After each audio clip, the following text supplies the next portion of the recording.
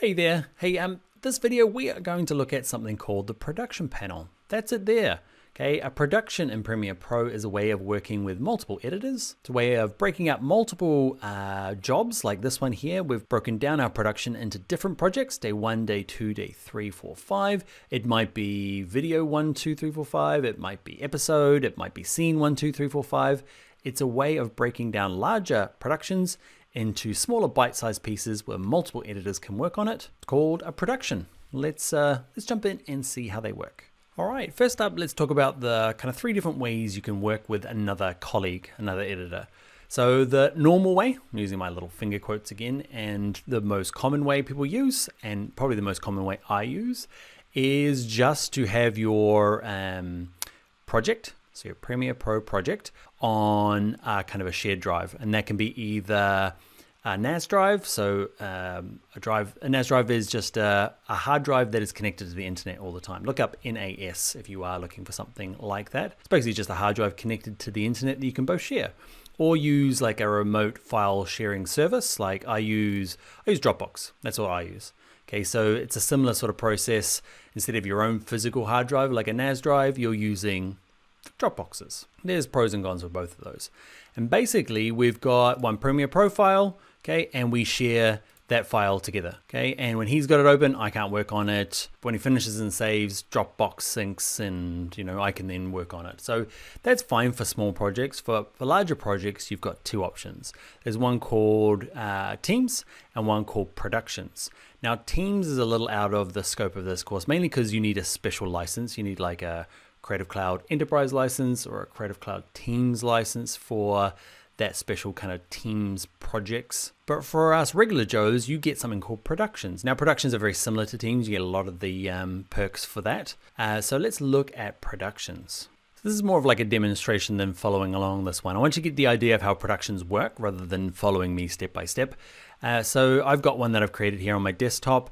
So basically what Productions are, okay, not projects. Projects is the thing we know and love already. Productions is a way of grouping projects together. Okay, so I've got one here, I've got this documentary. Now that is the production. Okay, to open it, I'm gonna go to Premiere Pro and you can see Open Project. And you got this thing that you've ignored. You're like, what did that do? Oh, this is what it does. I'm gonna open up a project, oh sorry, a production. I hate that they got the very similar name. It drives me mad. You can either hit browse or if you've recently opened it, it'll be in here. Okay, so I'm gonna open it up and that's what it is. It's a little panel, okay? It's a bit boring all by itself, but that's essentially what that file is. And all it does is connect other projects to make them easier to organize. In our case, we've got this documentary, we've got day 1, day 2, day 3. Now, why would you do it? It's because Taylor Coman, my other editor that I work with, he can be working on day 3, I could be working on day 1, and we can split a project. It will be connected up at the end, okay? But it's a way of separating maybe scene 1, scene 2, tutorial 1, tutorial 2, we do a lot of. We'll have hundreds of tutorials in a course like this one you're doing now. Let's open up day 1. All right, so I've got day 1 open. Taylor's working on day 3, and it means we don't trip on each other's toes. I can have day 1 and day 2 open. Okay, it could be just used as a way of kind of connecting, you know, a large project. You can use this by yourself. It's probably a little extra work. You might find that valuable, but there is a few pros and cons for using Productions. But, you know, I can work between these 2 projects here, but I can see it in the context of my larger production. This is an evolution of, if you've used shared projects before, it's same, but new. It's called Productions now. So in terms of the color coding over here, it's pretty clear. Well, I think it is anyway. Green pencil, you are editing. Red lock, somebody else is editing. Taylor Coman in this case. If I close down this, not panel, close down this project, you'll notice that blank, blank means no one's got it open. Okay, so one thing to note is I can open the one that somebody else is working on, but it's a read only. I can't make edits to it, okay? It's just kind of like locked. I can look at it, I can copy and paste from it, which is really cool, okay? But I can't go and make changes to it. If it does go yellow while you're working on it, it means that Taylor's actually working on it at that second and things might need to be refreshed. So you might need to close it and open it up again. So I'm gonna close down, you see the locks everywhere? So I'm gonna go close project. All right, Now let's close down this project, production, sorry, and get started from scratch. So we've got, see, close project and production. So we're going to close this production. Okay, I'm going to make a new, not project, you can find in here a new production. Okay, and where am I going to stick it? I'll stick mine on my desktop. I shouldn't, but I'm just doing it for this demo. Let's say this is my production for my upcoming, which course am I doing next? I'm going to do Figma probably. Figma course coming up. Okay, so Figma training course. Okay, I'm going to put it on my desktop. Let's have a look. So what happens is we get this panel, essentially what the production is. Okay, it's giving me my first project without asking, because I'm probably going to need one of those. And let's say this one's going to be tutorial 01.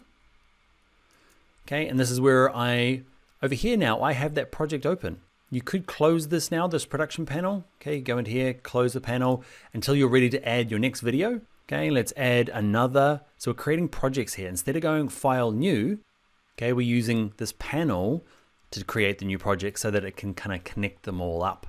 So let's have a look. Let's make a tutorial 02 for this video. Okay, now I've got two of them open.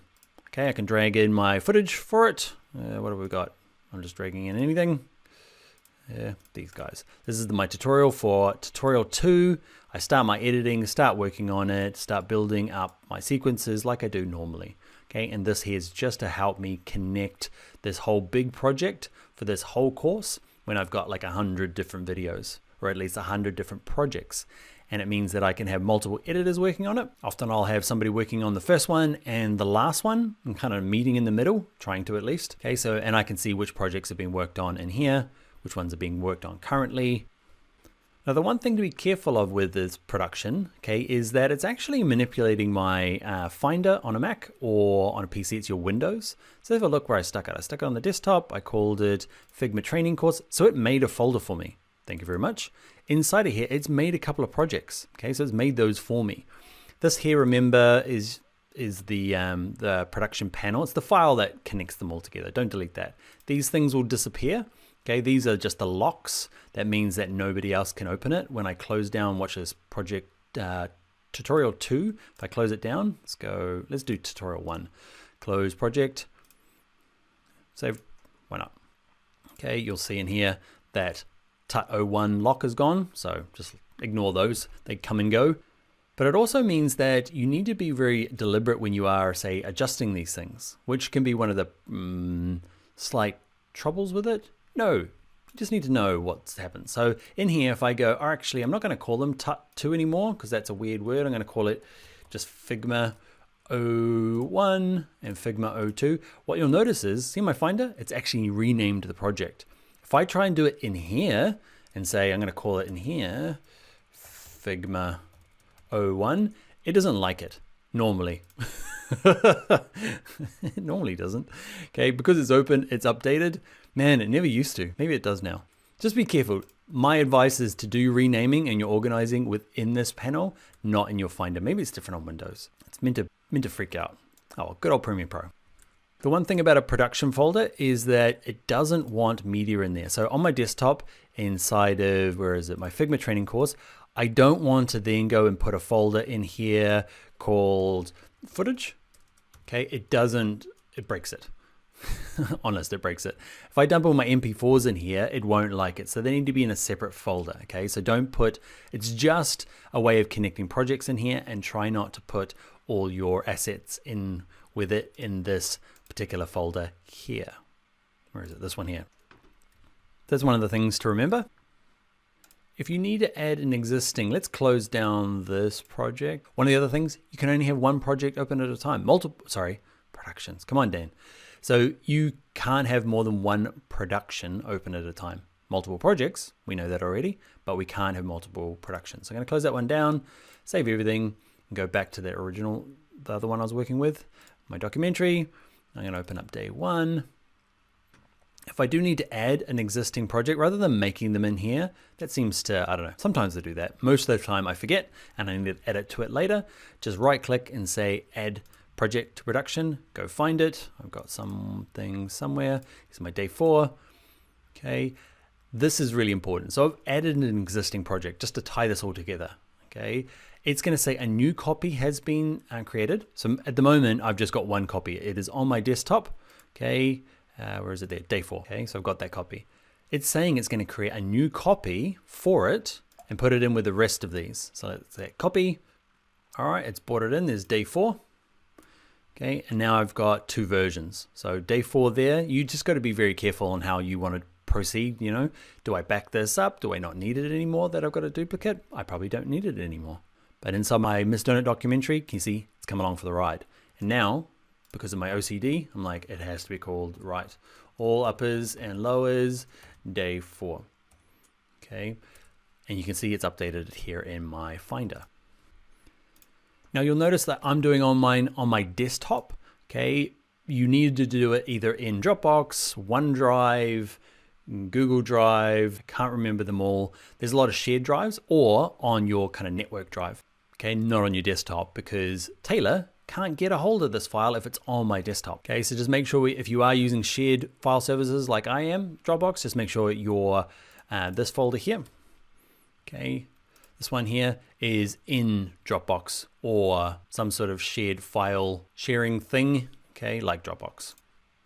Another interesting thing is when we get to, say, a bigger project, okay, let's say it's back to my tutorial one, and I'm at we've got like a process of first draft, second draft finals, okay, the kiss of death finals.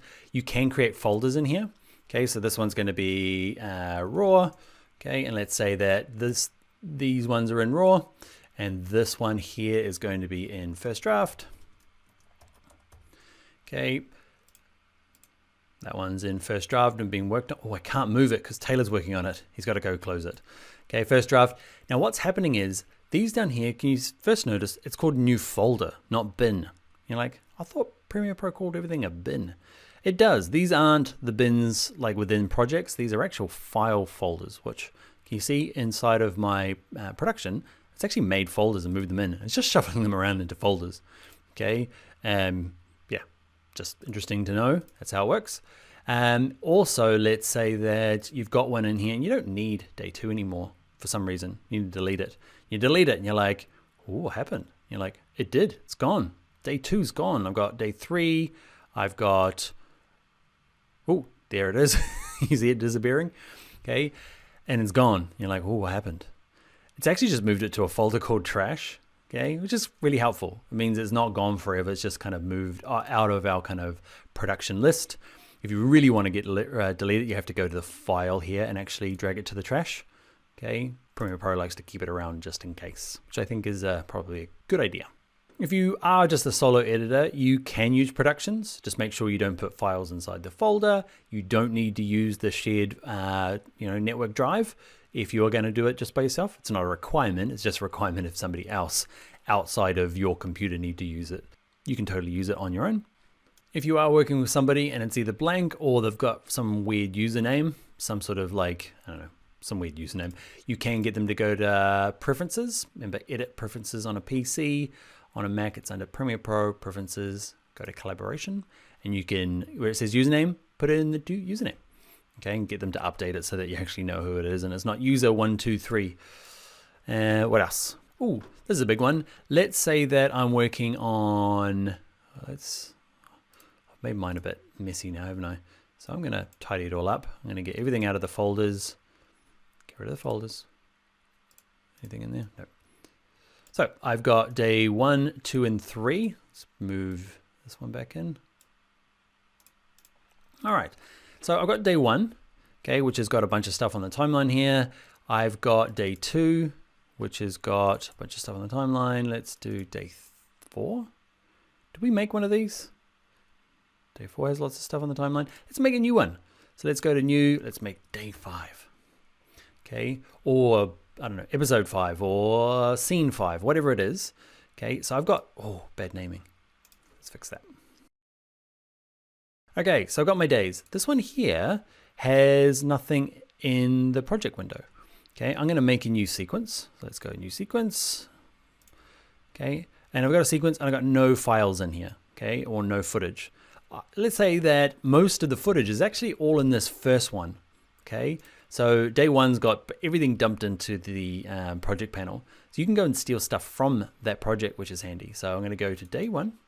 I want to say, actually, I need this. So you can open these, you know, still in the source monitor, find what you want. You like this? Yeah, this is the one I want. I want this bit of B-roll of the apron. Okay. And what you do is, even if it's on the timeline, let's have a look, day one, maybe it's over here. You could say, actually, I want this. I'm going to copy it. Okay. And I'm going to go back to my project 5, my sequence 1. I'm going to paste it in here. And what you will notice is that, can you see it didn't come along? Okay. It's not in my project for day 5. It's still referencing that day 1, which has its perks, pros and cons. It means that you just have one project with all the raw footage in, okay, and all your other days just kind of like sample from it rather than having to load them all back in here. So that's one thing to note, is if you're copying and pasting between projects while you're running a production, it will bring it in and it will run fine, okay, and you can do all your edits, except that it's not going to appear in my project panel. This production will manage the, I remember that on this project, Dan copied and pasted from this project. We'll leave the clip in here, but we'll have it on the timeline here in day 5. Just one thing to note. Another thing is, one last thing is over here when you go to window, where does it say? So window, workspaces, this one here, where it says import workspaces from projects. Okay, this might drive you mad. So with it on, okay, if I click that on, it means that if I say Taylor finishes his project, okay, and saves it, okay, and I open it up, it'll open up with his layout, okay? What I mean by that, his workspace might be like over here and all this closed, and, you know, because he's working on a different size monitor. So if you don't want that to happen, okay, you just say, actually, workspaces, don't import the workspace from the project, just leave my workspace alone, please. That's one last thing you might want to do working with a production. All right, productions, great if you're working with more than, I feel like, 2 or more different people, okay? For me, most of my stuff is just between me and Taylor, so I often don't use productions to connect things together because we work on other sides of the planet, and basically if he's working on it while I'm awake, well, he does quite a bit, he works really late, but we're on different time zones on completely different sides of the planet, so it works for us. But productions, handy for those really large projects. There's pros and cons. You decide where you are at and what kind of projects you work on, whether productions is a good system for you. All right, there was a lot of talking. Productions finished. Let's get on to the next video.